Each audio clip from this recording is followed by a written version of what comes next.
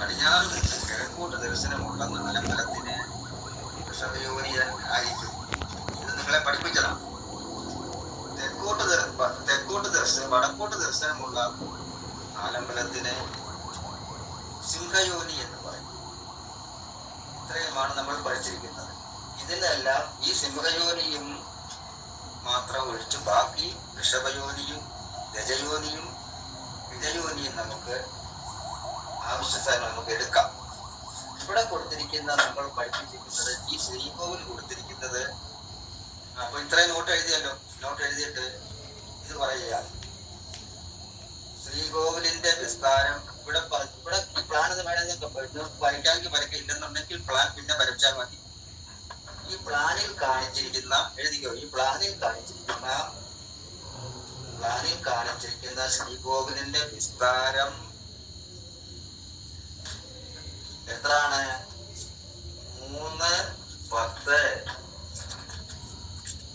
കോൽ 10 അങ്ങനെ എഴുതണം. അപ്പോൾ ഒരു ബ്രാക്കറ്റ് ഇട്ട് ഒരു പേപ്പറിൽ വെച്ചിട്ട് ഒരു ചതുരം വരച്ചിട്ട് പ്ലാനിൽ കാണിച്ചിരിക്കുന്ന വിസ്താരം 3 പോലെ 10 ആ 3 പോലെ 10 എന്ന് പറയുന്നത് അതിന്റെ ചുറ്റ് കണക്ക് കൂട്ടുമ്പോൾ അതിന്റെ ചുറ്റ് കണക്ക് കൂട്ടുമ്പോൾ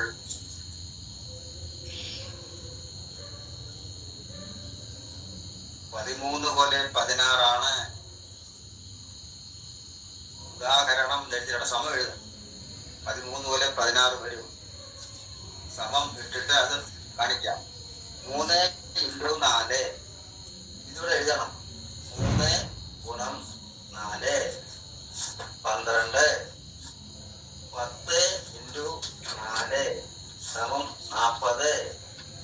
അപ്പോൾ ഇത് കോലും ഇത് അങ്കുലവുമാണ്. ഈ കാണുന്ന 4 × 3 എന്നുള്ളത് കോലും 10 × 4 എന്നുള്ളത് അങ്കുലവുമാണ്. അപ്പോൾ അങ്ങനെ വരുമ്പോൾ അങ്കുലമായിട്ടും കോല് കോലായിട്ടും വേണം നമ്മൾ കണക്ക് കൂട്ടാൻ. മനസ്സിലായല്ലോ? അങ്കുലമായിട്ട് തന്നെയും കോല് കോലായിട്ട് തന്നെയും. ഇവിടെ കൊടുത്തിരിക്കുന്ന 3 കോൽ 3 × 4 അപ്പൊ 3 12 കോലാകും. എന്നാൽ ഇവിടെ വന്നിരിക്കുന്നത് 10 × 4 ഇവിടെ 40 അങ്കുലമാണ്. അപ്പോൾ 40 അങ്കുലം എന്ന് പറയുമ്പോൾ നമ്മൾ എടുത്തിരിക്കുന്ന ഒരു കോൽ എന്ന് പറയുന്നത് 24 അങ്കുലമാണ്. അപ്പോൾ ഇതിനകത്ത് 2 കോൽ അടങ്ങത്തില്ല. അതായത് 48 അങ്കുലം അടങ്ങത്തില്ല. ഈ 48-നകത്ത് 48 ഉണ്ടായിരുന്നെങ്കിൽ നമുക്ക് 2 കോൽ ഫ്രീ ആയിട്ട് എടുക്കാറുണ്ട് പൂർണ്ണമായിട്ടും. പക്ഷെ ഇവിടെ 40 എന്ന് പറയുമ്പോൾ കോല് മുറിഞ്ഞാണ് കോലിക്കുന്നത്. എത്ര? 1 കോല് കഴിഞ്ഞ് പോട്ട് ബാക്കി മുറിവാ വന്നിരിക്കുന്നത്.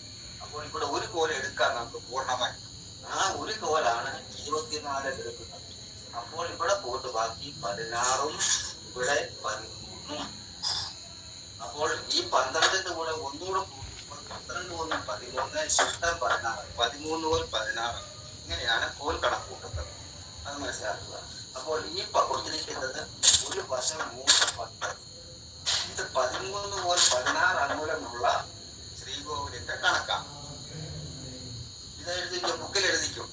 3 × 4 10 × 4 രണ്ടും കൂടെ പ്രത്യേകം ഡിവിഷൻ തിരിച്ചു വെക്കണം. സ്വല്പം ബ്രാക്കറ്റ് ഇട്ട് തിരിച്ചു വെച്ചിട്ട് ആ കോലിനെ പ്രത്യേകം ശിഷ്ടം വന്ന് അവിടെ സമം കൊടുത്ത് 2 ഒരേ ലൈനിൽ കൂടെ വരും. ബാക്കി ശിഷ്ടം കൊടുത്തിട്ട് 2 കൂടെ ഒന്നിച്ചു കൂട്ടിച്ചേർക്കും. അങ്ങനെ. അപ്പോൾ അത് ചെയ്തു. അങ്ങനെ എടുക്കുക. ഇനി അടുത്തത് പറയാനുള്ളത്, ഒരു നാലമ്പലം നിർമ്മിക്കുമ്പോൾ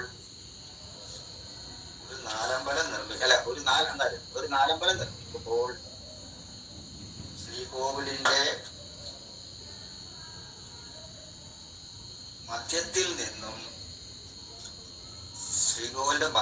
നിന്നും തെക്ക് വടക്കുള്ള നേർരേഖയിൽ ശ്രീകോവിലിന്റെ മധ്യത്തിൽ നിന്നും തെക്ക് വടക്കുള്ള നേർരേഖയിൽ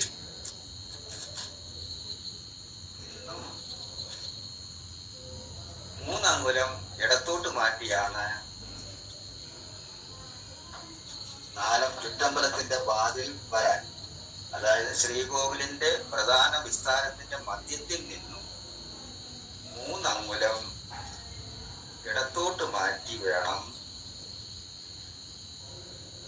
തെക്കുവടക്കുള്ള വാതിൽ അടുപ്പിക്കാൻ. അതായത് ശ്രീകോവിൽ അത്ര എഴുതി മുന്നോട്ട് എഴുതിക്കോ, എന്നിട്ട് ഞാൻ വിവരണം പറഞ്ഞുതരാം. ഇത് ശ്രീകോവിലിന്റെ കനദ്വാരം. ആ കനദ്വാരത്തിന്റെ അവിടുന്ന് ഒരു 3 സെന്റിമീറ്റർ കൂടെ തീർത്തിട്ട് ആ ലൈൻ വേണം കൊടുക്കാൻ. ആ ലൈൻ ചരട് കെട്ടി, ആ ചരട് കെട്ടി കഴിഞ്ഞാൽ ഇങ്ങനെ ചരട് കെട്ടുക. ഇവിടെ ഒരു കുറ്റി അടിച്ചിട്ട് ഇവിടെ ഒരു കുറ്റി അടിച്ചു, ഇവിടെ ഒരു കുറ്റി അടിച്ചു. എന്നിട്ട് അവിടുന്ന് ഒരു ചരട് കെട്ടിക്കഴിഞ്ഞാൽ ഈ ശ്രീകോവിലിന്റെ മദ്യം ആദ്യം കണ്ടുപിടിക്കണം. കറക്റ്റായിട്ടുള്ള മദ്യം. ഈ മദ്യം കണ്ടുപിടിച്ചിട്ട് ആ മദ്യത്തിൽ നിന്ന് നമ്മൾ നിൽക്കുമ്പോൾ നമ്മുടെ ഇടത്തോട്ട്, നമ്മൾ പുറത്താണ് നിൽക്കുന്നത്, അകത്തല്ല. പുറത്ത് നിൽക്കുമ്പോൾ നമ്മുടെ ഇടത്തോട്ട്, അകത്ത് നിൽക്കുമ്പോൾ ദേവന്റെ വലത്തോട്ട്.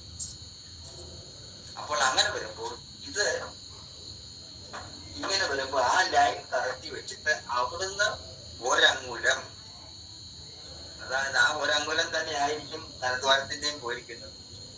ആ ഒരങ്ങുലം തന്നെയാണ് ഇതും പറഞ്ഞത്. ഇത് രണ്ടും ഒരേ അളവ് തന്നെ ആയിരിക്കണം.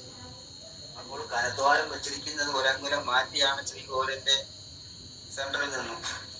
ആ കനദ്വാരത്തിന്റെ സെന്റർ പിടിച്ചാൽ മതി.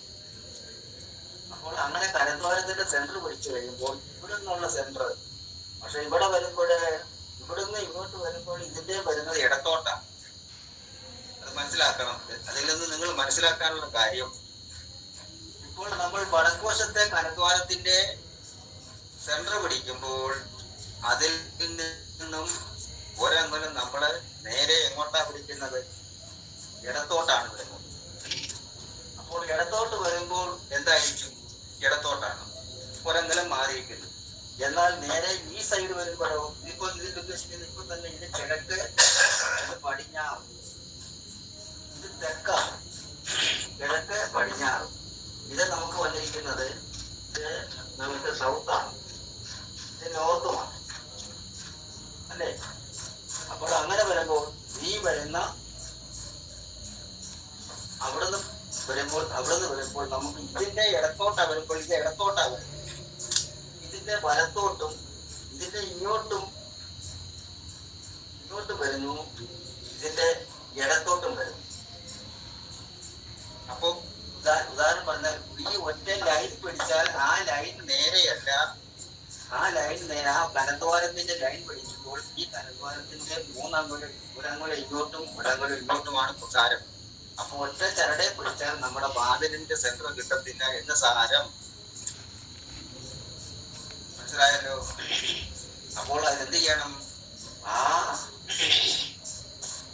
ആദ്യത്തെ ഏത് ഘട്ടം, ഏത് വാതിലാണ് വെക്കുന്നത്, ആ ഡോറ് വെക്കുമ്പോൾ ഈ സൈഡിലെ വാതിലാണെന്നുണ്ടെങ്കിൽ ഈ കനദ്വാരത്തിന്റെ കറക്റ്റ് ആയിട്ടുള്ള ഈ സൈഡിലെ കനദ്വാരത്തിന്റെ ഗമനം കൊടുത്തിരിക്കുന്ന അതിന്റെ സെന്റർ, ആ സെന്റർ തന്നെ നേരെ ഈ കനദ്വാരം നോക്കരുത്. കാര്യം ഇത് ഇങ്ങോട്ട് വരേണ്ടത്. ഈ കനദ്വാരം നോക്കാതെ ഈ കനദ്വാരത്തിന്റെ അതേ ലൈൻ തന്നെ ചരടിച്ച് അത് നിർത്തിക്കൊണ്ട് അത് പൂർണ്ണമായിട്ടും അത് കറക്റ്റായിട്ട് വന്ന ശേഷം ആ കനദ്വാരത്തിന്റെ അളവിൽ വേണം ഈ കാണുന്ന വാതില്, തെക്കുവശത്തെ വാതിലിന്റെ സെന്റർ കണ്ടിട്ട് ആ സെന്ററിൽ നിന്നും വേണം 2 സൈഡിലോട്ടും നമ്മൾ വാതിലിന്റെ അളവ് കണ്ടുവച്ചിരിക്കുന്ന അളവിൽ സാരം വെക്കേണ്ടത്. അപ്പോൾ വാതിലിന്റെ അളവിന്റെ വിസ്താരം, ഇപ്പൊ വാതിലിന്റെ അളവിന്റെ വിസ്താരം ഒരു പോലെ 2 ആണെങ്കിൽ അതിന്റെ പകുതി അങ്ങോട്ടും പകുതി ഇങ്ങോട്ടും വെക്കത്തക്ക രീതിയിൽ ഈ കനദ്വാരത്തിന്റെ ഗമനം പോയിരിക്കുന്ന ആ ലൈനിൽ വെച്ചിരിക്കണം.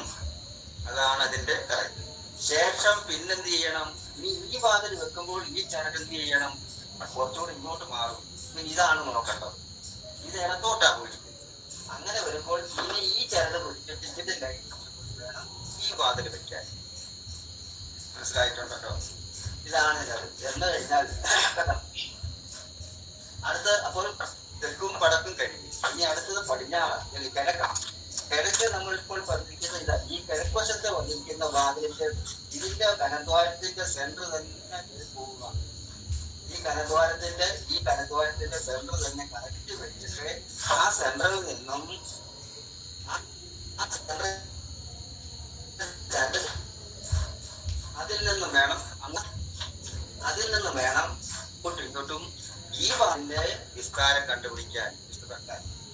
മൂന്നിനും മൂന്ന് വാതിൽ.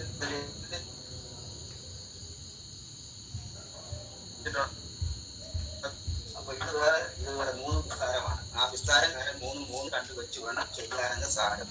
അപ്പോൾ മൂന്ന് ദിക്കിലെയും കാര്യങ്ങൾ മൂന്ന് വട്ടം ഇതിനെ ചരട് പിടിച്ച് കഴിഞ്ഞാൽ മാത്രമേ ഓരോ വാതിലിന്റെയും ഗമനത്തിനനുസരിച്ച് കറക്റ്റായിട്ട് വെക്കാൻ പറ്റുകയുള്ളൂ. അപ്പോൾ ഇനി ഒരു കാര്യം കൂടെ പ്രത്യേകം പറയാനുണ്ട്. ഇവിടെ വാതിൽ വെക്കുമ്പോൾ ഈ വാതിലിന് വരുമ്പോൾ ഈ വാതിലിന്റെ കണക്കിന് വെച്ച് കഴിയുമ്പോൾ ഈ വാതിലിനെ നേരെ തൊട്ട് അടുത്തായിട്ട് തന്നെ ചില സ്ഥലങ്ങളിൽ പില്ലർ നാട്ടും. അപ്പൊ അതിന്റെ അടുത്ത് തന്നെ പില്ലർ വരണം. അപ്പോൾ എന്ത് ചെയ്യും? ആ പില്ലർ ചിലപ്പോൾ ഉറച്ച ഭൂമി അല്ലായിരിക്കാം, ചിലപ്പോൾ ചീങ്ക അല്ലാത്തായിരിക്കും, ചിലപ്പോൾ മണ്ണിന് എളുപ്പമുള്ള മണ്ണായിരിക്കാം. അങ്ങനെ ഒരു സ്ഥലത്തെല്ലാം ഇവിടെ എല്ലാം വാതിൽ കൊടുക്കും, ഇവിടെ എല്ലാം പില്ലർ കൊടുക്കണം. ഇവിടെ പില്ലർ, ഇവിടെ പില്ലർ ചിലപ്പോൾ കൊടുക്കേണ്ടി വരും. അപ്പൊ 4 പില്ലർ, ഇവിടെ 4 പില്ലർ കൊടുക്കേണ്ടി വരും. സെറ്റ് ഔട്ട് ചെയ്യുമ്പോൾ തന്നെ ഇവിടെ 4 പില്ലർ കൊടുക്കേണ്ടി വരും. അപ്പോൾ ഇതിന്റെ പൂർണ്ണമായിട്ടും നമ്മൾ ചെയ്യേണ്ടത് ആദ്യം ശ്രീകോവിൽ തീർന്ന ശേഷമായിരിക്കുമല്ലോ പണിയുന്നത്. ആദ്യം ശ്രീകോവിലിന്റെ പൂർണ്ണമായിട്ടുള്ള ഒരു കരുതം കണ്ട ശേഷം അതിന്റെ ഗമനത്തിൽ നിന്നാണ് ഇതെല്ലാം പോകുന്നത്. അപ്പോൾ ഇവിടെ പില്ലർ കൊടുക്കുമ്പോൾ എങ്ങനെയാ പില്ലർ നാട്ടുന്നത് അത് മനസ്സിലാക്കണം. അതിന്റെ പുട്ടിങ് വരുമ്പോൾ അതിന്റെ കോളം വരുമ്പോൾ എത്ര ആയിരിക്കും സൈസ്, അതിന്റെ അനുസരിച്ചുള്ളതായിരിക്കും. അപ്പൊ ചിലപ്പോ ചില കോളത്തിലേക്ക് 4x4 ആയിരിക്കും, അല്ലെങ്കിൽ 3x3 ആയിരിക്കും. മനസ്സിലായോ? അപ്പൊ അങ്ങനെ അത് അല്ലെങ്കിൽ വണ്ണമായിരിക്കും. അപ്പൊ ഇതിൽ ഏതാ കൊടുക്കേണ്ടതെന്നുള്ള അനുസരിച്ചുള്ള കോളം വെക്കണം എന്നുണ്ടെങ്കിൽ നമ്മൾ എന്താ ചെയ്യേണ്ടത്? 4 കോളം വരും ഇവിടെ. ഈ 4 കോളത്തിന് നമ്മൾ കൊടുക്കേണ്ട സെറ്റ് ഔട്ട് ചെയ്യുന്നത് എവിടെ ആയിരിക്കണം? ഇതിൽ നിന്നും പോയിരിക്കുന്ന കണക്ക്, ആ കണക്കിൽ നിന്നുള്ള ഡിസ്റ്റൻസ് ആയിരിക്കണം ഇങ്ങോട്ട് പോകാൻ. അതുപോലെ തന്നെ ഈ സൈഡ്, ഈ ഭിത്തിയിൽ നിന്നും ഈ ഭിത്തി വരെയുള്ള കണക്കായിരിക്കണം ഇത് ലൈൻ കെട്ടാൻ. അപ്പോൾ ഈ ഒരു സൈഡിലെ തന്നെ 4 പില്ലർ, ഈ സൈഡിലെ തന്നെ 4 പില്ലർ നാട്ടണം എന്നുണ്ടെങ്കിൽ ഇതിന്റെ കംപ്ലീറ്റ് പൂർണ്ണമായിട്ടുള്ള കണക്ക് കയ്യിൽ വെച്ചും കൊണ്ട് അത് പഠിച്ചുകൊണ്ട് വേണം ഇവിടെ വന്ന് പില്ലർ നാട്ടാൻ. ഈ പില്ലർ നാട്ടിക്കഴിഞ്ഞാൽ ഒരു കാരണവശാലും ഒരു ജപത്തിന്റെ കണക്ക് പോലും തെറ്റാൻ പാടില്ല. ഈ പില്ലർ എന്ന് പറഞ്ഞ ഭിത്തിയാണ്. ഭിത്തി തന്നെ ആയിരിക്കണം. ഭിത്തി എന്ന് പറയുമ്പോൾ എങ്ങനെ ഭിത്തി? പില്ലർ ഭിത്തിയാന്ന് പറയുമ്പോൾ നേരെ തൂക്ക് തന്നെയാണല്ലോ വരുന്നത്. അത് പറഞ്ഞുതരാം. ആ പില്ലർ എന്ന് പറയുമ്പോൾ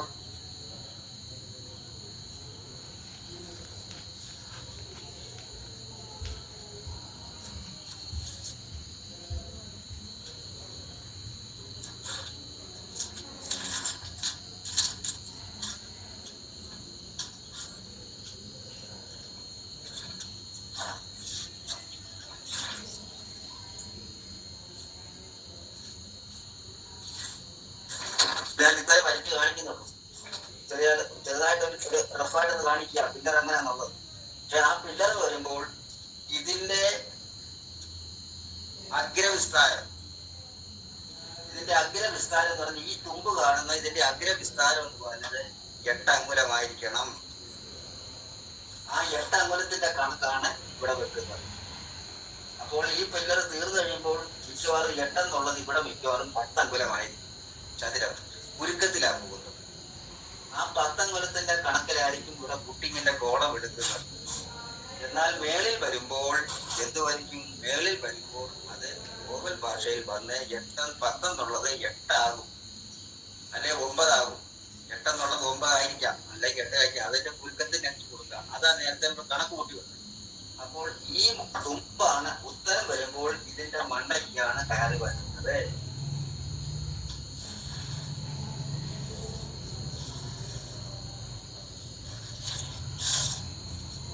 ഇങ്ങനെയാണ് വരുന്നത്. ഉത്തരം വരുമ്പോൾ ഇതിന്റെ മണ്ടയ്ക്ക് വരണം.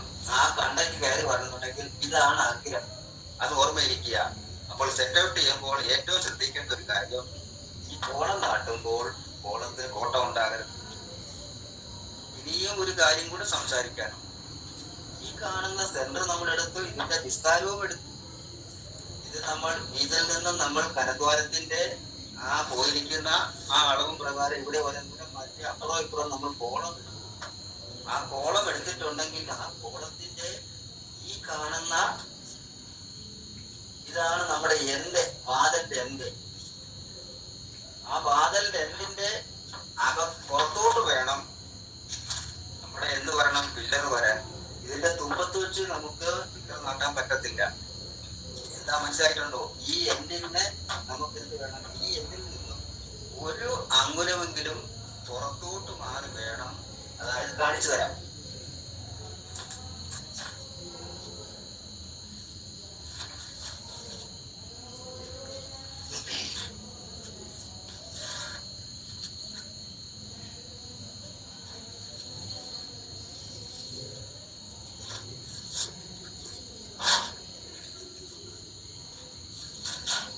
ഇതാണ് ഒരു സൈഡ്, ഇത് അടുത്ത സൈഡ് വാതിൽ കൂട്ടിക്കും.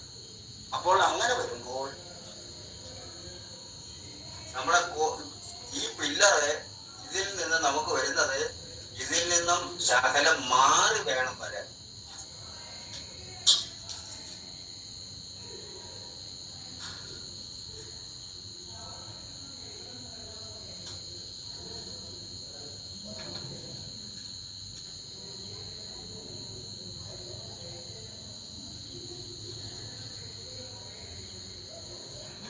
കേട്ടോ, ഇത് ഇവിടെ ഒരു പത്തിരിപ്പ് കിടക്കണം.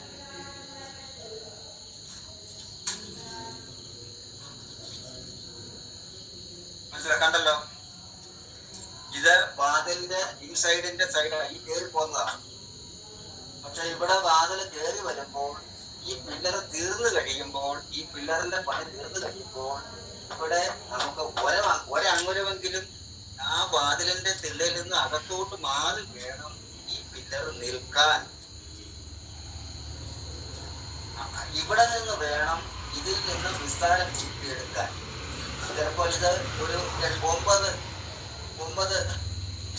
സെന്റ് ആയിരിക്കാം. 8 അങ്കുലമാണ്. 8 അങ്കുലമാകുമ്പോ 24 സെന്റ്. ഇവിടെ 24 സെന്റ്. ഇവിടെ നമുക്ക് 24 ആകും. ഇവിടെ 30 സെന്റ് കൊടുത്താൽ മതി. അപ്പോൾ ആ 30 സെന്റ് ഇവിടെ വെക്കുമ്പോൾ ഇതിൽ നിന്ന് മാറ്റി വേണം ചെയ്യാൻ. അപ്പോൾ നമ്മൾ ഇനി എന്താ ചെയ്യേണ്ടത് കാര്യങ്ങള്? അപ്പോൾ അങ്ങനെ വരുമ്പോൾ നമ്മൾ ഇനി എന്താ ചെയ്യേണ്ടത്? കോളം എങ്ങനെ പഠിക്കുന്നത്? കോളം വെക്കുമ്പോഴേ ഇതിന്റെ സെന്റർ പഠിക്കണം.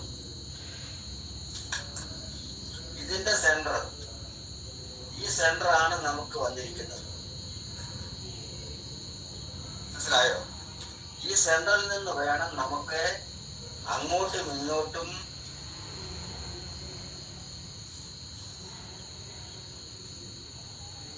മനസ്സിലായോ?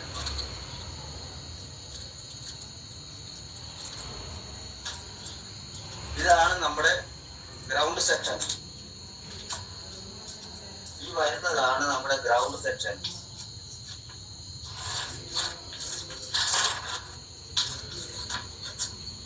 ഈ കാണുന്നതാണ് പട്ടിങ്. ഇതിൽ നിന്ന് വേണം, ഇവിടെ ആണ് നമ്മൾ തൂക്കിടേണ്ടത്. അപ്പോൾ ഇവിടെ തൂക്കിടണമെന്ന് നമ്മൾ എന്ത് ചെയ്യണം? ഇവിടെ തൂക്കിടണമെന്നുണ്ടെങ്കിൽ ഇതിൽ നിന്ന് ഇതിവിടെ കിട്ടണമെന്നുണ്ടെങ്കിൽ എന്ത് ചെയ്യണം? ഇത് കറക്റ്റായിട്ട് കിട്ടിയിരിക്കണം. ഇത് ഇവിടെ പൂർണ്ണമാണെന്നുണ്ടെങ്കിൽ ഇത് കറക്റ്റായിട്ട് കിട്ടിയ ശേഷം ഇതിൽ നിന്ന് വേണം അങ്ങോട്ടും ഇങ്ങോട്ടും ഡിസ്റ്റൻസ് വരാൻ. അപ്പോൾ നമ്മൾ പണിയുന്നതിന് മുമ്പ് എന്താ ചെയ്യേണ്ടത്? നമ്മൾ പണി തുടങ്ങുമ്പോൾ തന്നെ ഈ ലൈൻ പിടിച്ചു കഴിയുമ്പോൾ ഇതിന്റെ ഇൻസൈഡ് നമ്മൾ കണ്ടുപിടിക്കണം. ഇൻസൈഡ് എന്ന് പറഞ്ഞാൽ എന്തുവാ? ഈ വാതിലിന്റെ ഇൻസൈഡ് അല്ല, ഈ ഇടനാഴി. വാതിലിന്റെ അളവ് വേറെ, ഇടനാഴിയുടെ അളവ് വേറെ. മനസ്സിലായല്ലോ? വാതിലിന്റെ അളവ് വേറെയും ഇടനാഴിയുടെ അളവ് വേറെയുമാണ്. പക്ഷെ ഇടനാഴി എല്ലാം 1, 2, 3 ഒരുപോലെ ഇരിക്കും.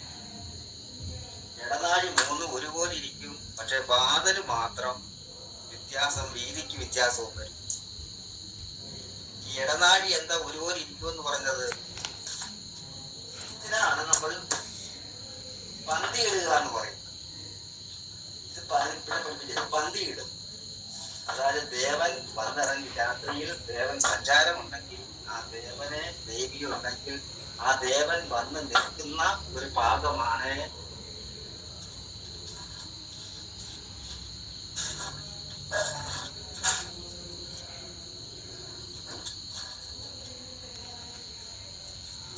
മനസ്സിലായോ?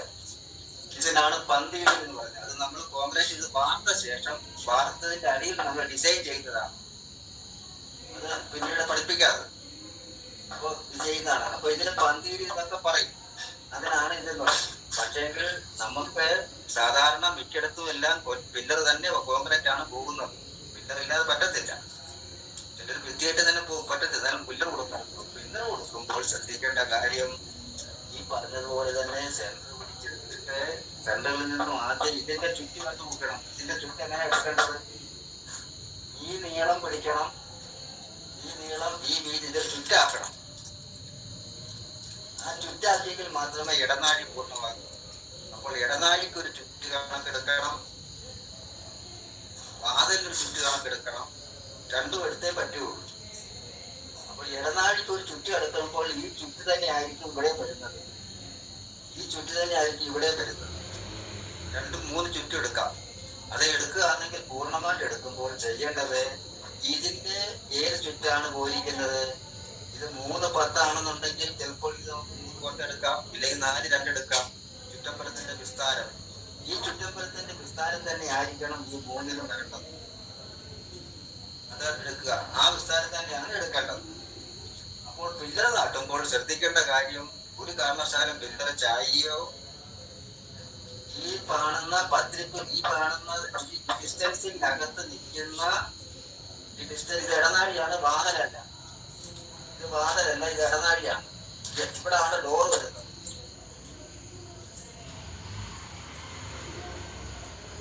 ഇതാണ് ഡോർ. അപ്പോൾ ഡോറിന്റെ നടുക്ക് നിൽക്കുന്നു. അത് നമ്മൾ ഡോർ വെച്ചിരിക്കുന്നത് ഗമനം വഴി വെച്ചിരിക്കുന്നു. അതിന്റെ കണക്ക് ആ ഡോറ് വെച്ചിരിക്കുന്നതിന്റെ അനുസരിച്ച് അപ്പുറം ഇപ്പുറം ഈക്വലായിട്ട് വേണം വാതിൽ വരാൻ. അപ്പോൾ ഡോർ ഇങ്ങനെ വന്നിട്ടുണ്ടെങ്കിൽ ഈ ഗമനം വെച്ചുള്ള ഡോർ ഫിക്സ് ചെയ്തിട്ടുണ്ടെങ്കിൽ അതിൽ നിന്നും അങ്ങോട്ടും ഇങ്ങോട്ടും വേണം ഒരേപോലുള്ള അളവായിരിക്കണം ഈ കാണുന്ന വാതിലിന്റെ ഡിസ്റ്റൻസ് എടുക്കാൻ ചുറ്റു കണക്ക് കൂട്ടുമ്പോൾ. ഇപ്പോൾ ഇത് ഒരുപോലെ തള്ളാണെന്നുണ്ടെങ്കിൽ നമുക്ക് എടുക്കേണ്ടത് 2 പോലെ വേണ്ടത്. 2 പോലെ വിസ്താരം വേണമെന്നുണ്ടെങ്കിൽ അത് 12 അങ്കുലം ഇങ്ങോട്ടും 12 അങ്കുലം അങ്ങോട്ടും കൊടുക്കുമ്പോൾ 2 പോലായി. മനസ്സിലായല്ലോ? ഇപ്പോൾ 2 പോലെ 1 പോലെ തള്ളു വാതിലിന് മതി എന്ന് വെച്ചാൽ 1 പോലെ തള്ളു കഴിഞ്ഞാൽ നമുക്ക് 2 പോലും കയറി പോകാൻ 2 പോലും വേണമെന്ന് വെച്ചാൽ കാര്യം ചില ഉത്സവങ്ങളൊക്കെ വരുമ്പോഴൊക്കെ തിക്കും തിരക്കും ഒക്കെ ആകും. അപ്പൊ തിക്കും തിരക്കൊക്കെ ആകുമ്പോൾ ഭക്തജനങ്ങൾ കയറി പോകേണ്ടതാണ്. അപ്പോൾ 2 പോലും വീതി ഇരിക്കട്ടെ എന്ന് പറഞ്ഞു കഴിഞ്ഞാൽ, ഞാൻ ഉദാഹരണം പറഞ്ഞതേ ഉള്ളൂ. ഞാൻ അതിന്റെ അപ്പൊ 2 കോല് വരുമ്പോൾ ഈ 1 കോലിൽ നിന്ന് ബാക്കി 1 കോലിന്റെ ഡിവിഷൻ തിരിക്കുന്നില്ല. 12 അങ്കുലമായിട്ട് ഡിവിഷൻ തിരിക്കുമ്പോൾ 2 കോലായി. അപ്പൊ ഈ 2 കോല് വെക്കുമ്പോൾ ഇത് ആ 2 കോലല്ല വെക്കേണ്ടത്. ആ 2 കോലിൽ നിന്ന് നമുക്ക് പ്ലാസ്റ്റിക് കുറച്ച് വേണം വെക്കാൻ.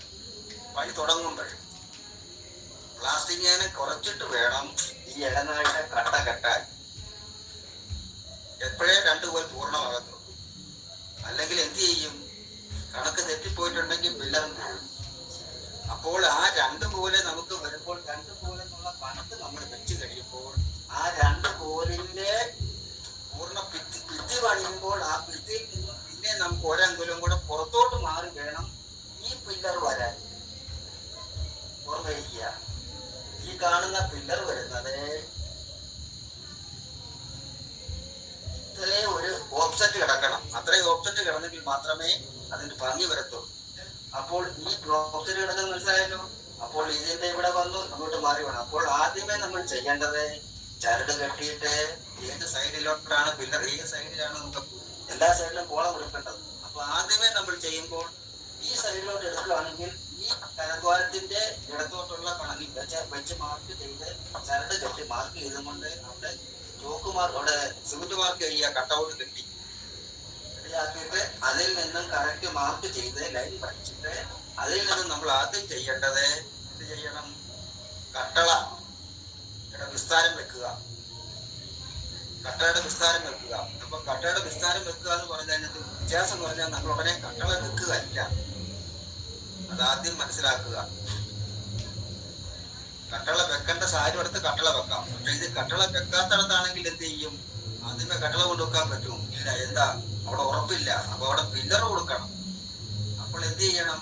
പൂർണ്ണമായിട്ടും കറക്റ്റായിട്ട് ചരട് കെട്ടി ഒരു കുടിനാരിന് പോലും വ്യത്യാസം വരാതെ ആ ചരട് കെട്ടി നിർത്തിക്കൊണ്ട് ആ ചരടിൽ നിന്നും വേണം നമ്മുടെ വാതിലിന്റെ അളവ് കറക്റ്റായിട്ട് വെച്ച് ആ വാതിലിന്റെ കറക്റ്റ് വെച്ചിട്ട് ആ വാതിലിൽ നിന്ന് വേണം നമുക്ക് എന്ത് ചെയ്യണം? ഇടനാഴി കണ്ടുപിടിക്കാൻ.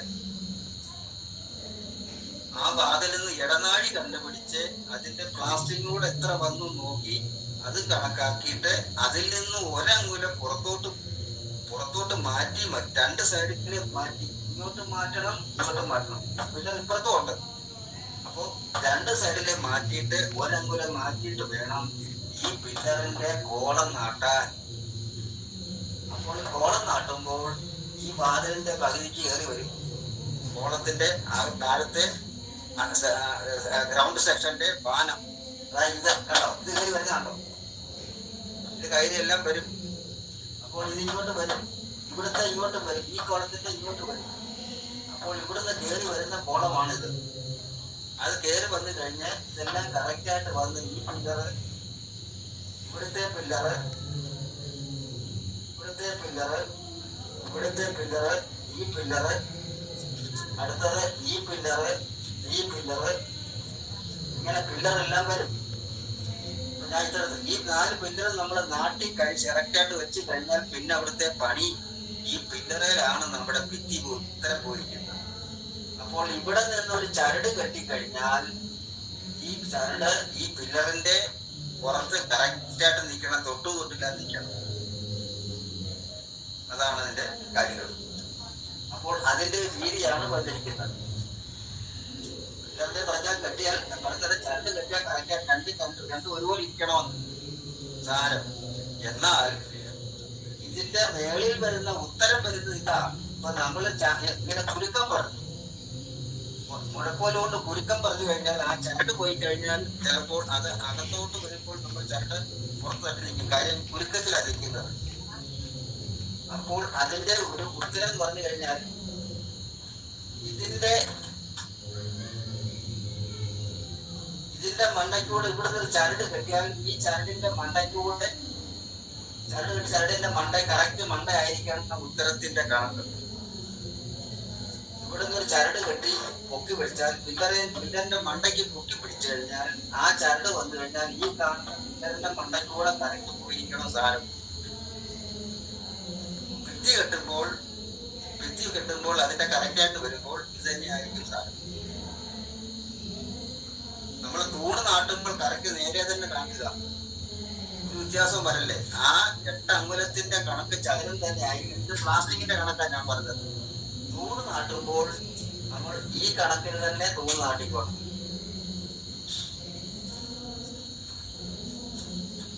ഇതാണ് കണക്ക്.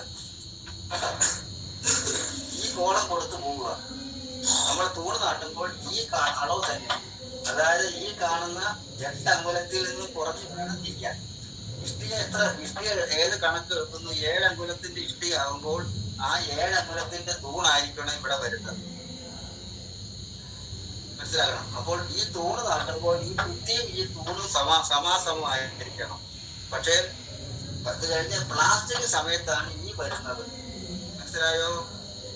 പ്ലാസ്റ്റിക് സമയത്ത് ഇതിന്റെ സെൻട്രൽ നിന്നും അപ്പുറം ഇപ്പുറം നമുക്ക് 1/2 അങ്കുലം വീതം ഇങ്ങോട്ട് ഇറക്കി വരും തേക്കാനായിട്ട്. അങ്ങനെ പ്ലാസ്റ്റ് ചെയ്ത് വരുമ്പോൾ നമ്മുടെ ഇടനാഴിയുടെ അകത്തോട്ട് വെളിയിലോട്ട് ചാടാൻ പാടില്ല. അപ്പൊ ഇടനാഴിയുടെ ഈ സൈഡും മുൻവശവും നമുക്ക് ഒരേ ഓഫ്സെറ്റ് ആയിരിക്കണം. അവിടെ വ്യത്യാസം വരാൻ പാടില്ല. ഈ സൈഡ് വീതി കൂടുതലും അങ്ങേ സൈഡ് വീതി കുറവുമായിട്ട് വരാൻ പാടില്ല. അപ്പോൾ 3 സൈഡില് ഓഫ്സെറ്റ് എടുക്കുന്ന ഒരങ്കുലം ഉണ്ടെങ്കിൽ ഒരങ്കുലം അകത്തോട്ട്, ഒരങ്കുലം ക്ഷേത്രത്തിന്റെ അകത്തോട്ട്, ഒരങ്കുലം പുറത്തോട്ട്. അതിനകത്ത് നിൽക്കണം ഈ പില്ലറ്. അപ്പോൾ ഇതിന്റെ തേച്ച് കഴിയുമ്പോൾ ഇത് തേച്ച് ഇങ്ങനെ വരുമ്പോൾ, ഇതിലൂടെ തേച്ച് ഇങ്ങനെ വരുമ്പോൾ ഈ സൈഡും കുരുക്കം വരുമ്പോൾ രണ്ടും ഈക്വലായിട്ട് കറക്റ്റ് ആയിരിക്കണം. തൂക്കീട് വരണ്ട്. ഇങ്ങനെയാണ് പില്ലർ നാട്ടുന്നത്. മനസ്സിലായല്ലോ? അപ്പോൾ സെറ്റ് ഔട്ട് ചെയ്ത് പഠിക്കണം. സെറ്റ് ഔട്ട് ചെയ്ത് പഠിച്ചെങ്കിൽ മാത്രമേ അതിന്റെ കറക്റ്റായിട്ട് നിങ്ങൾക്ക് കൊണ്ടാകത്തുള്ളൂ. അതിന് നിങ്ങൾക്ക് മനസ്സിലാകത്തില്ല, അറിയാം. പക്ഷേ എങ്കിൽ സെറ്റ് ഔട്ട് ചെയ്യാൻ ഒരുപാട് കാര്യങ്ങളൊക്കെ സെറ്റ് ഔട്ട് ചെയ്തിട്ടുണ്ടെങ്കിൽ ആദ്യമേ ക്ഷേത്രത്തിന്റെ കണക്കുകൾ കൊണ്ട് നമ്മുടെ മനസ്സിലിരിക്കണം. ഇരുന്നെങ്കിൽ മാത്രമേ നമുക്ക് ഡ്രോയിങ് നമ്മുടെ മനസ്സിലിരിക്കുകയാണ്, അത് പുറത്തോട്ട് എടുക്കാൻ പറ്റുള്ളൂ. അപ്പൊ ഇത്രയും നിങ്ങളെ പഠിപ്പിച്ചത് ഇതിൽ സാരം വന്നിരിക്കുന്നത് ഈ കലദ്വാരത്തിന്റെ കാര്യങ്ങളാണ്. ഈ കലദ്വാരം തന്നെ പൂരിക്കുന്നത് നിങ്ങളെ പഠിപ്പിച്ചിട്ടുണ്ടല്ലോ. അപ്പൊ ആ കലദ്വാരം കണക്കാക്കി നമുക്ക് എടുക്കുക.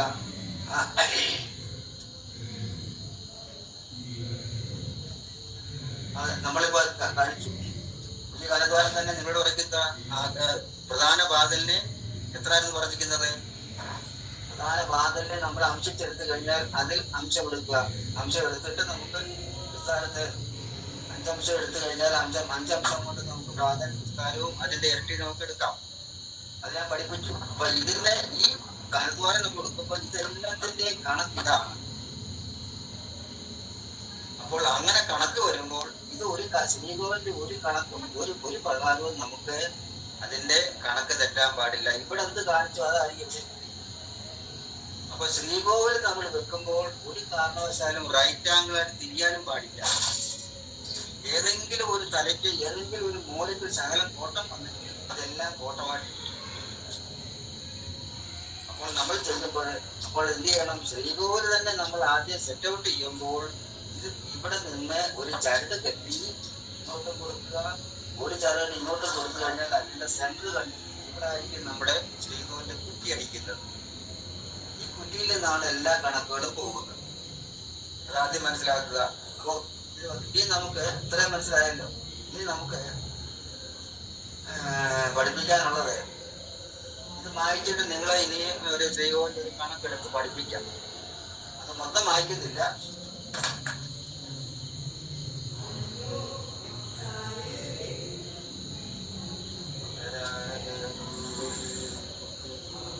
നമുക്ക് എടുത്തിട്ട് ഇതിന്റെ ഇത് വാങ്ങിച്ചു കൊടുക്കാം. ഇത് വാങ്ങിച്ചിട്ട് നമുക്ക് ഇത് കാര്യങ്ങളുടെ കാര്യം ഇത്രയുടെ അങ്ങോട്ട് വാങ്ങിച്ചു കൊടുക്കാം. നിങ്ങളെ പഠിപ്പിക്കാൻ വേണ്ടി മാത്രമാണ് ഞാനിപ്പോ ഇങ്ങനെ എടുത്തത്. അല്ലെങ്കിൽ ഇത് എടുക്കേണ്ട കാര്യം ഇത് പിടിക്കട്ടെ, ഇത് അകത്തിരിക്കേണ്ടത്. പുറത്തെ നിങ്ങൾക്ക് ഞാൻ പഠിപ്പിക്കാം. പുറത്തെ മാത്രം പുറത്തെ അടിക്കേണ്ടത്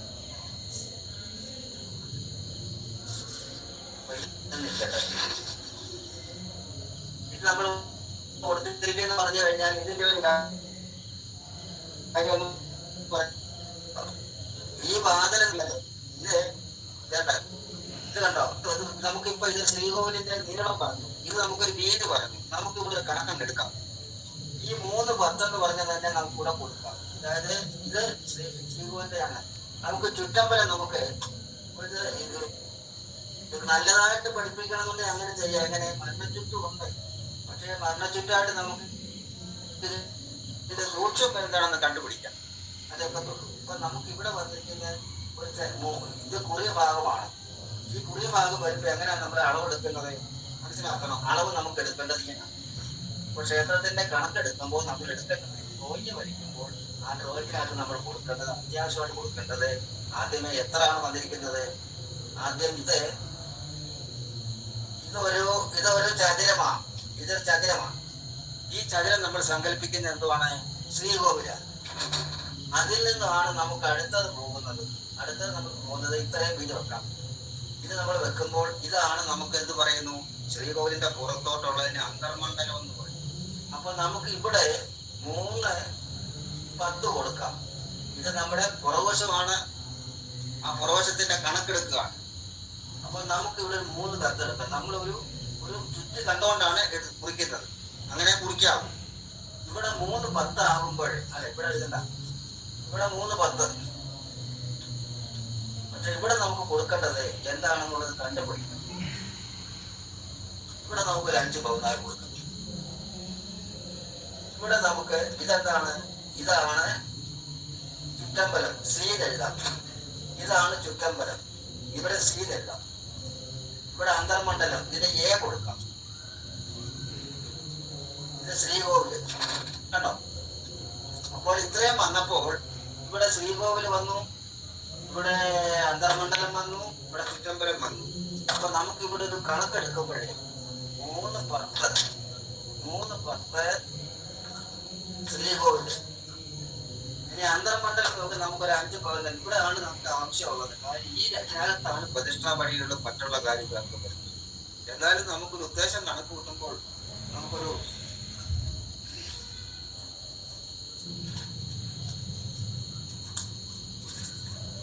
അപ്പോൾ അങ്ങനെ വന്നപ്പോൾ നമുക്ക് ഇവിടെ വന്നിരിക്കുന്നത് 17, 18, 10, 21 മുതൽ എടുക്കാം. ഇവിടെ നമുക്ക് 21 10ന്റെ വരുമ്പോൾ 21 പോൽ 10 എടുക്കാം. അങ്ങനെ വരുമ്പോൾ ഇവിടെ നമുക്ക്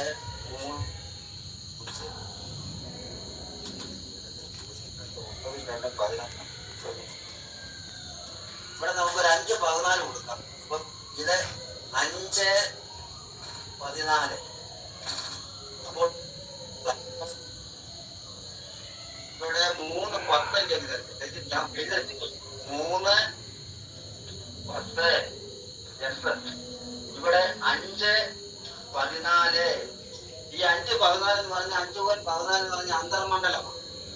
ഈ 5 14 എടുക്കുമ്പോൾ ഇത് ഒരു സൈഡല്ല, ഈ സൈഡ് കൊണ്ട് ഈ സൈഡ് കൊണ്ട്. ഇപ്പോൾ നമുക്ക് 2 സൈഡ് എടുക്കുന്നത്, ഈ സൈഡ് മാത്രം കൊടുക്കുക.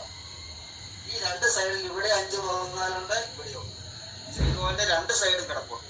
അങ്ങനെ വരുമ്പോൾ ഇവിടെ 3 10 ശ്രീകോവില്, 5 14, വീണ്ടും ഒരു 5 14 ഉണ്ട് വന്നു. ഇനി നമുക്ക് കിടക്കുന്നത് ചുറ്റമ്പലമാണ്. ഈ ചുറ്റമ്പലം എന്ന് പറയുമ്പോൾ ചുറ്റമ്പലത്തിന് നമ്മൾ എന്താ കൊടുക്കേണ്ടത്? ഒരു 3 10 കൊടുത്താൽ നോക്കാം. ഇത് തന്നെ കൊടുക്കാം, ഇത് തന്നെ കൊടുക്കാം. പക്ഷെ ഒരുപാട് പോത്തില്ലേ? 3 10 കേട്ടോ. ഇപ്പൊ എത്ര ഡിവിഷനായി? 1 2 3 4 5 5 ഡിവിഷൻ വന്നിട്ടുണ്ട്. ഏതൊക്കെയാണ്? 1 2 3 4 5. ഇതാണ് 5 ഡിവിഷൻ. അപ്പൊ നമുക്കിത് കൂട്ടി നോക്കിയിട്ട് ഇത് ഉത്തമമാണോ നോക്കിയിട്ട് വേണം ചുറ്റമ്പലത്തിന്റെ വിസ്താരം കണ്ടുപിടിക്കാൻ. അതാണ് ചെയ്യേണ്ടത്.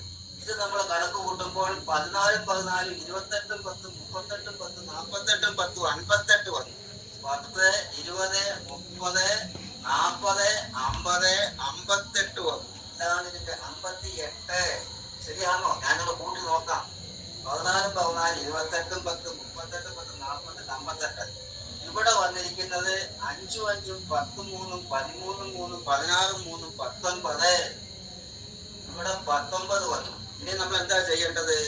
ഇതിനെ കോലാക്കി അംശിക്കെടുക്കുക. അപ്പൊ 48 എടുക്കാം. 10 58.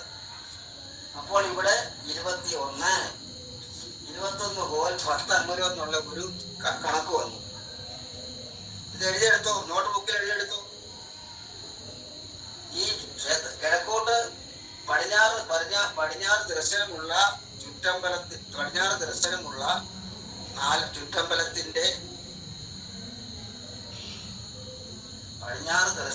ചുറ്റമ്പലത്തിന്റെ കിഴക്ക് ഭാഗത്തെ വിസ്താരം. പടിഞ്ഞാറ് ദർശനമുള്ള, അതായത് പടിഞ്ഞാറ് ദർശനമായിട്ടിരിക്കുന്നതാണ്, കിഴക്കിനെയാണ്. പടിഞ്ഞാറ് ദർശനമുള്ള, ഇനി നമുക്ക് അത് കഴിഞ്ഞ് നമുക്കിനി കിഴക്കോട്ടുള്ളതിന്റെ ഉണ്ട്, പഠിപ്പിക്കാം. അപ്പോൾ നമുക്ക് പടിഞ്ഞാറ് ദർശനമുള്ള ചുറ്റമ്പലത്തിന്റെ കിഴക്ക് ഭാഗത്തെ വിസ്താരം 21 കോൽ 10 അങ്കുലം ആകുന്നു. അപ്പോൾ ഒരു ചതുരം, പിന്നെ സമയം ഇരിക്കുമ്പോൾ വീട്ടിൽ ചുമ്മാ ഇത് മാത്രം പഠിച്ചാൽ പോലെ ചതുരം വരച്ച് ചതുരം വരയ്ക്കണം. ചതുരം വരച്ചിട്ട് അതിന്റെ വിസ്താരം 21 കോൽ 10 അങ്കുലം എന്ന് എഴുതുക. ഇനി നമ്മൾ ചെയ്യാനുള്ളത് നമുക്ക് 2 കൂട്ടം പൂർണ്ണമായിട്ട് നമുക്ക് കളിക്കാനുണ്ട്. അതായത് ഈ വിസ്താരം തന്നെ ആയിരിക്കണം. ഇപ്പോൾ ഈ പറഞ്ഞു 21 കോൽ 10 അങ്കുലം ആണെങ്കിൽ നമുക്കിവിടെ 4 അമ്പലം പണിയുകയാണെങ്കിൽ ഈ 4 അമ്പലത്തിന്റെ വിസ്താരം എന്ന് പറഞ്ഞാൽ ഇത് പ്രതിയോനിയാണ്. അപ്പൊ ഇത് ഗജയോനി ആയിരിക്കും. ഇത് ഗജയോനി ആണെങ്കിൽ ഇത് വൃഷഭയോനി ആയിരിക്കണം 4 അമ്പലം. അപ്പൊ വൃഷഭയോനിയുള്ള കണക്ക് ഇവിടെ കിട്ടിയിരിക്കണം. വൃഷഭയോനിയുള്ള കണക്ക് കിട്ടിയിരിക്കണമെങ്കിൽ നമ്മൾ എന്ത് ചെയ്യണം? അത് വൃഷഭയോനി കണക്കൂട്ടി നോക്കണം, ബുക്കുമോ. അപ്പൊ അങ്ങനെ നോക്കുമ്പോൾ മാത്രമേ നമുക്ക് ഇത് പൂർണ്ണമായിട്ട് ഇത് ഉപയോഗിക്കാൻ പറ്റത്തുള്ളൂ. ഇല്ലെങ്കിൽ വിസ്താരം കൂട്ടിയെടുക്കാനുള്ള കാര്യങ്ങളേ ഉള്ളൂ. എന്തായാലും നമുക്കൊന്ന് നോക്കാം. ഇത് നമുക്ക് എടുക്കുന്നത് ഈ കാണുന്ന വിസ്താരത്തിന്റെ ഈ കാണുന്ന നമുക്ക് നോക്കാം. എന്താണെന്നുള്ള നമുക്ക് നോക്കാം. ഇപ്പൊ നമ്മൾ കൊടുത്തിരിക്കുന്ന ഇവിടെ 21:10. ഈ വിസ്താരം 21:10 രണ്ട് ഉത്തരമല്ലേ വന്നിരിക്കുന്നത്. കണ്ടോ, ഇവിടെ രണ്ട് ഉത്തരം വന്നിരിക്കുന്നത്. ഇവിടെ ഒരു ഉത്തരമുണ്ട്, ഇവിടെ ഉത്തരമുണ്ട്. ഈ ഉത്തരവുമുണ്ട്. പക്ഷെങ്കിൽ നമുക്ക് ഇവിടുന്ന് ഈ ഉത്തരത്തിൽ നിന്ന് ഈ ഉത്തരം വരെ ഇവിടെ കണക്കും ചുറ്റമ്പലം ഇവിടം വരെയുള്ള ചുറ്റമ്പലത്തിന്റെ പരിധി. ചുറ്റമ്പലത്തിന്റെ പരിധി എന്ന് പറഞ്ഞാൽ ഈ ചുറ്റമ്പലം, ഈ കാണുന്ന ചുറ്റമ്പലം എന്ന് പറഞ്ഞാൽ ഇതിന്റെ പരിധി ഇവിടെ കൊണ്ട് സ്റ്റോപ്പ് ചെയ്യുക. പിന്നെ ഇങ്ങോട്ട് നാലമ്പലമാണ്. അപ്പൊ ചുറ്റമ്പലം എന്ന് പറഞ്ഞാൽ ഇങ്ങനെ വന്നാൽ ഇങ്ങനെ വരിക, അതാ നാലമ്പലമാണ്. അപ്പോൾ നാലമ്പലത്തിന്റെ പ്രതിയോനിയായിട്ടുള്ള വൃഷഭയോനി കൊടുക്കണം. അതാ ഞാൻ പറഞ്ഞത്. അപ്പൊ നമുക്ക് ചെക്ക് ചെയ്ത് നോക്കാം, നമുക്കൊന്ന് കണക്ക് കൂട്ടി നോക്കാം ഇത് ശരിയാ പൂർണ്ണമാകുമോന്ന്. കാരണം എങ്ങനെ പൂർണ്ണമാകുമെന്ന്, ഈ 21:10 ഇവിടെ കൊടുക്കാൻ പറ്റുമോ, ഇത് തമ്മിൽ ചേരുമോ? അപ്പൊ എന്ത് ചെയ്യണം, ഈ രണ്ട് ഉത്തരം തമ്മിൽ കണക്ക് കൂട്ടണം. രണ്ട് ഉത്തരമാണ് 21:10. അപ്പൊ ഇവിടെ രണ്ട് ഉത്തരം വന്നു. ഇനി ഇതിന്റെ കുറിയത കണ്ടുപിടിക്കേണ്ടത്. ആ കുറിയ എന്താ പിടിക്കേണ്ടത്, അത് വൃഷഭയോനി ആയിരിക്കണം. ആ വൃഷഭയോനി ആകുമ്പോൾ നമുക്ക് എന്തോ നോക്കാം എങ്ങനെ കിട്ടുമെന്നുള്ളത്. വൃഷഭയോനിയുടെ ബുക്ക് എടുക്കണം. നിങ്ങൾ ആ വൃഷഭയോനിയുടെ ബുക്ക് എടുക്കുമ്പോൾ ഏറ്റവും വലിയ ഇത് നമുക്കിപ്പോ കൂടുതലായിട്ട് സ്ഥല സൗകര്യം വേണ്ട ന്യായമായ രീതിയിലുള്ള സ്ഥലം എടുക്കുക. ഏതായാലും ഇതിൽ നിന്ന് കൂടിയിരിക്കണമല്ലോ നാലമ്പലം. അപ്പോൾ ഇവിടെ കൊടുത്തിരിക്കുന്നത് 3:10 ആണെങ്കിൽ ഇവിടെ അതിൽ കൂടിയിരിക്കണം. ഏതായാലും നമുക്കൊരു കാര്യം ചെയ്യാം, നമുക്കൊരു 6:10 കൊടുത്താൽ നോക്കാം. നമുക്കിവിടെ 6:10 വൃഷഭയോനി കിട്ടുന്നതാണ്. അതാകുമ്പോ ഇച്ചിരി വിസ്താരം കിട്ടും. അപ്പൊ 6:10 വരണം. ഇവിടെ 6:10 വരണം. എങ്ങനെ കൂട്ടി വന്നത്, അങ്ങനെ കൂട്ടി വരുമ്പോൾ 6:10 വരുമ്പോൾ എത്ര വന്നു, ഇവിടെ 40 വന്നു. ഇവിടെ എത്ര വന്നു, 6 വരും 12 2 14. ഇവിടെ 21:10 6:10. ഇവിടെ വന്നിരിക്കുന്നത് 24. 15:16 വന്നു. അത് വൃഷഭയോനി ആയിരിക്കണം. അതുണ്ടോന്ന് അറിയട്ടെ. 15:16 എന്നുള്ളത് ചുറ്റുണ്ടോ അതോ പുസ്തകത്തിലുണ്ടോ? നമുക്ക് ചുറ്റും നോക്കാം. ഇവിടെ ചുറ്റും നിർത്തി നോക്കിയാൽ കണക്ക് ചുറ്റും അതിനകത്ത് 15:16 എന്നുള്ള കണക്കുണ്ടോ നോക്കണം. 15:16 ഉണ്ട്. പക്ഷെ അവിടെ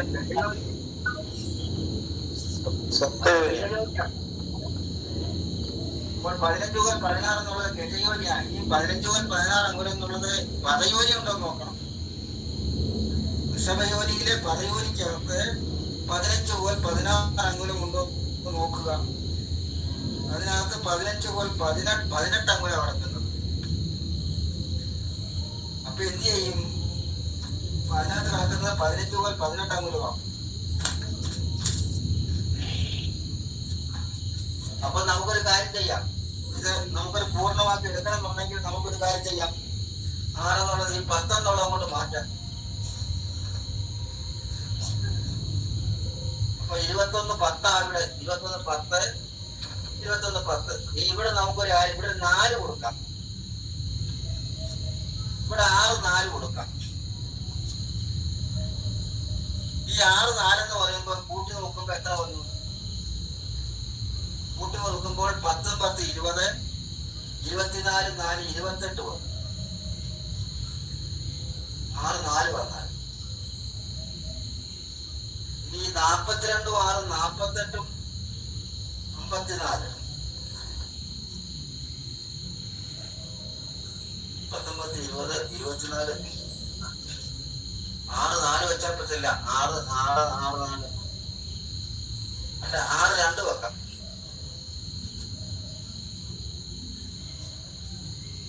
ഇതിപ്പോ 42 6 48 54.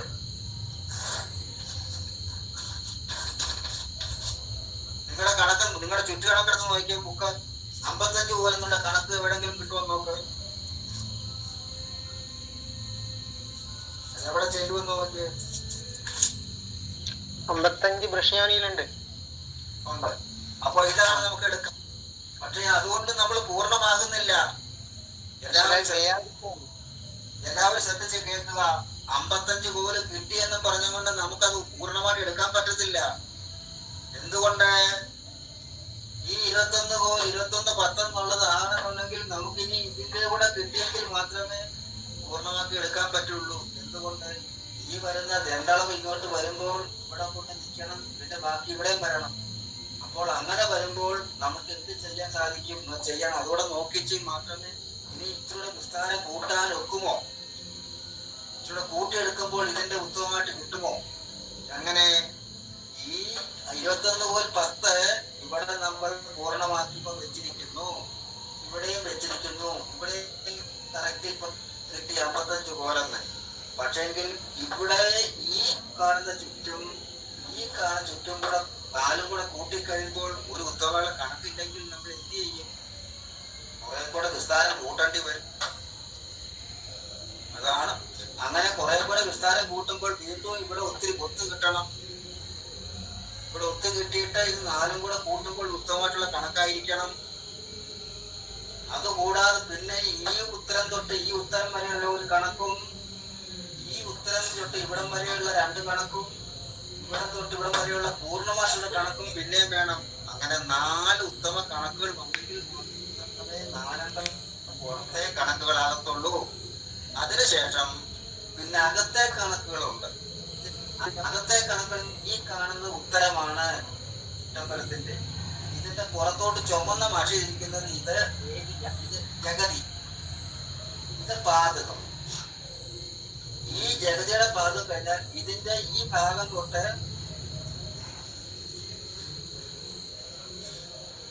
ഇതിന്റെ പേരാണ്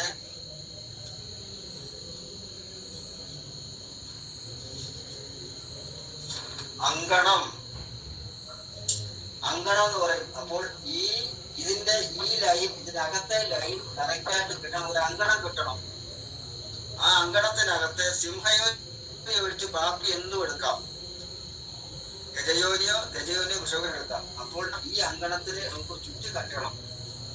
ഈ അങ്കണം ഉത്തമമായിട്ട് എടുത്തെങ്കിൽ മാത്രമേ ഇതെല്ലാം പൂർണ്ണമാകത്തുള്ളൂ. ഞാൻ കഴിഞ്ഞ ദിവസങ്ങളെ പഠിപ്പിച്ച് ഇങ്ങനെ പറഞ്ഞു, ഇങ്ങനെ ഒരു അങ്കണം കിട്ടണമെങ്കിൽ ഈ അങ്കലം കിട്ടണം. അപ്പോൾ അങ്കണം കിട്ടണമെന്നുണ്ടെങ്കിൽ ഈ പാതകത്തിൽ നമുക്ക് അഡ്ജസ്റ്റ് ചെയ്യാന്ന് പറഞ്ഞാൽ ജഗതിക്ക് നമുക്ക് കൂട്ടാൻ പറ്റത്തില്ല. ജഗതി എപ്പോഴും 8 അംഗലം തന്നെയാണ്. പക്ഷെ പുറത്തോട്ടുള്ള പാതകം നമുക്ക് 4 അംഗലം എടുക്കാം, 2 അംഗലം എടുക്കാം, 4 അംഗലം എടുക്കാം. അപ്പോൾ 2 4 എടുത്ത് വേണം. ഈ 4 എടുത്താൽ ഈ 4 ഇവിടെ ആകും, ഈ 4 ഇവിടെയും ആകും, ഈ 4 പുറത്തോട്ടും ആകും. ഇവിടെ എടുത്തിട്ടുണ്ടെങ്കിൽ അപ്പുറത്തും ആകും. അപ്പോൾ ഇത് ആകെ കണക്ക് കൂട്ടുന്നത് ഏറ്റവും ഇതിനകത്ത് വളരെ ഇമ്പോർട്ടന്റ് ആയ ഒരു കാര്യം എന്ന് പറഞ്ഞാൽ അങ്കണം ക്ലിയർ ആയിരിക്കണം. ഇതൊരു 4 കെട്ടാണ്. അപ്പോൾ അങ്കണം കറക്റ്റായിട്ട് ഇല്ലെങ്കിൽ ഇതിൽ നിന്നെല്ലാം പിഴയ്ക്കും. അവസാനം ഇത്രയും പണിത് കൊണ്ടെത്തി ലാസ്റ്റിലേക്ക് അങ്കണം കണ്ടുകൊള്ളുമ്പോൾ അത് കണ്ണച്ചുറ്റാണെങ്കിൽ അത് പോയി, അത് പാടില്ല. അപ്പോൾ അതിനകത്ത് വരാൻ പോകുന്നത് ഇപ്പോഴത്തെ എത്ര വന്നു? ഇത് 55 കോല് വന്നു. അപ്പോൾ 55 കോല് ഇതിന്റെ കറക്റ്റായിട്ട് വന്നിട്ടുണ്ട്. കോട്ടെ, അങ്ങനെ വെക്കട്ടെ. ഇനി നമുക്ക് ചെയ്യാനുള്ളത്, ഇവിടെ നമ്മൾ എടുക്കുമ്പോൾ, ഇതിന്റെ കണക്കെടുക്കുമ്പോൾ നമുക്ക് ഏറ്റവും കണക്ക് പട്ടികയിൽ നമ്മൾ കണക്കെടുക്കുമ്പോൾ കണക്ക് പട്ടികയ്ക്കകത്ത് വരുന്നതിന്റെ വാർദ്ധക്യം എന്ന് പറയുമ്പോൾ വാർദ്ധക്യത്തിന്റെ അവിടെ കൊണ്ടുവച്ച് നമ്മുടെ ഉത്തരത്തിന്റെ കണക്ക് എടുക്കരുത്. പ്രധാനമായിട്ട് മനസ്സിലായല്ലോ? എന്ത് മനസ്സിലായി? നമ്മളൊരു ചുറ്റെടുക്കുമ്പോൾ ക്ഷേത്രത്തിന്റെ ആയാലും ഗ്രഹത്തിന്റെ ആയാലും ക്ഷേത്രത്തിന്റെ നമ്മൾ പഠിപ്പിക്കുന്നത്, ആ ക്ഷേത്രത്തിൽ എടുക്കുമ്പോൾ ഒരു കാരണവശാലും ഉത്തരത്തിന്റെ കണക്കെടുക്കുന്നത് വാർദ്ധക്യത്തിൽ കൊണ്ടുവെക്കരുത്. എന്താണ് എന്ന് പറഞ്ഞാൽ കാര്യം, ഉത്തരം കഴിഞ്ഞാണ് പോട്ട് ബാക്കിയുള്ള അവയവങ്ങളെല്ലാം പുറത്തോട്ട് വരും. അപ്പോൾ വാർദ്ധക്യത്തിൽ എടുക്കുന്ന പറഞ്ഞാൽ വാർദ്ധക്യം എടുത്തുകൊണ്ട് ദോഷമില്ല. അത് വാർദ്ധക്യത്തിൽ എടുത്തു കഴിഞ്ഞാൽ ബാല്യം, കൗമാരം, യൗവനം, വാർദ്ധക്യം. അപ്പോൾ യൗവനത്തിൽ എടുക്കുന്ന കാര്യമില്ല. യൗവനത്തിൽ വാർദ്ധക്യത്തിൽ കൊണ്ടുവന്നതാണ് അവസാനത്തെ അങ്കണം കൊണ്ടുവെക്കാൻ. എന്തുകൊണ്ടാ? ഇല്ലെങ്കിൽ ബസ്സിലെ വാർദ്ധക്യം തൊട്ട് തുടങ്ങിക്കഴിഞ്ഞാൽ പിന്നെ ബാക്കിയെല്ലാം മരണത്തിലേക്കാണ്, പിന്നെ നമുക്ക് കിട്ടത്തില്ല. എത്ര സ്റ്റെപ്പ് പോകും വാർദ്ധക്യത്തില്? പിന്നെ പോയിട്ട് പാകം കഴിഞ്ഞാൽ പിന്നെ എന്തോ മരണം, പിന്നെ ബാല്യം, കൗമാരം, യൗവനം, വാർദ്ധക്യം, പിന്നെ മരണം. 4 സ്റ്റെപ്പ് കടന്നിട്ട് വേണം നമുക്ക് അടുത്ത ചാർട്ട് കിട്ടാൻ. അപ്പൊ അതുകൊണ്ട് എപ്പോഴും നമ്മൾ ഒരു ഉത്തരം വെക്കുമ്പോൾ ഒരു ക്ഷേത്രം പണിയുമ്പോൾ അതിന്റെ ആദ്യത്തെ കൗമാരം അല്ലെ യൗവനത്തിന്റെ കണക്കെടുത്ത് വേണം അതിന്റെ ബാക്കിയുള്ള അവയവങ്ങളുടെ എല്ലാം കൊടുക്കാൻ. അപ്പോൾ നമ്മൾ ഇവിടെ ചെയ്യേണ്ടത് എന്താ ചെയ്യേണ്ടത്? ഇവിടെ നമ്മൾ ആരംഭം പറയുമ്പോൾ നമ്മൾ യൗവനത്തിന്റെ കണക്കോ അല്ലെങ്കിൽ ബഹുമാനത്തിന്റെ കണക്കോ എടുത്തുകൊണ്ട് വേണം ഇവിടെ തുടങ്ങാൻ. ഇവിടെ തുടങ്ങി സാരമില്ല. പക്ഷെ ഇത് പൂർണ്ണമാക്കണം എന്നുണ്ടെങ്കിൽ അതിൽ നിന്ന് വേണം നമുക്ക് താപ്പോട്ട് കൊണ്ടുവരാൻ സാരം. മനസ്സിലായല്ലോ? അപ്പം ഇത് വളരെയേറെ ചിന്തിക്കേണ്ട ഒരു കാര്യമാണ്. നാലമ്പലം എന്ന് പറഞ്ഞു കഴിഞ്ഞാൽ പെട്ടെന്ന് പഠിച്ചിരുന്ന കാര്യങ്ങളല്ല. വളരെയേറെ ചിന്തിച്ച് ആലോചിച്ച് നിങ്ങൾ മനസ്സിൽ തീരുമാനിക്കാം. നിങ്ങൾക്കത് മനസ്സിലായി കഴിഞ്ഞാൽ വെറും പുഷ്പം പോലെയുള്ളൂ. പക്ഷെ പഠിക്കാൻ പാടാണ്. ആദ്യമേ ഇതിന്റെ കണക്കുകളാണ് നമുക്ക് പഠിക്കേണ്ടത്. ഇതിനകത്ത് ഒളിഞ്ഞിരിക്കേണ്ടത് ഒരു കണക്ക് ഉത്തമാകുമ്പോൾ അടുത്ത കണക്ക് തെറ്റും. അപ്പോൾ ഇതിന്റെ പൂർണ്ണമായിട്ട് എടുക്കുമ്പോൾ ചിലപ്പോൾ ഇതിന് കിട്ടാതെ വരും. ഇതിന്റെ യോജിക്കുമ്പോൾ ചിലപ്പോൾ ഇതിന് കിട്ടാതെ വരും. അങ്ങനെ വരുമ്പോൾ അങ്കണത്തിന്റെ വ്യത്യാസം വരും. അങ്ങനെ എടുക്കുകയാണെങ്കിൽ നാലമ്പലത്തിന്റെ വിസ്താരം ഇനി അടുത്ത ക്ലാസ് പഠിപ്പിക്കാൻ പോകുന്ന ഇതിന്റെ വിസ്താരം എടുത്തിട്ട് ഇതിന്റെ ഒരു ചുറ്റെടുക്കണം. അതായത് ചുറ്റമ്പലത്തിന്റെ ഒരു ചുറ്റ് കറക്റ്റായിരിക്കണം. ഈ ചുറ്റമ്പലത്തിന്റെ വീതി എന്ന് പറഞ്ഞു കഴിഞ്ഞാൽ അതിന്റെ ദജയോനിയായിട്ടുള്ള ആ അളവ് തന്നെ ആയിരിക്കണം വരേണ്ടത്.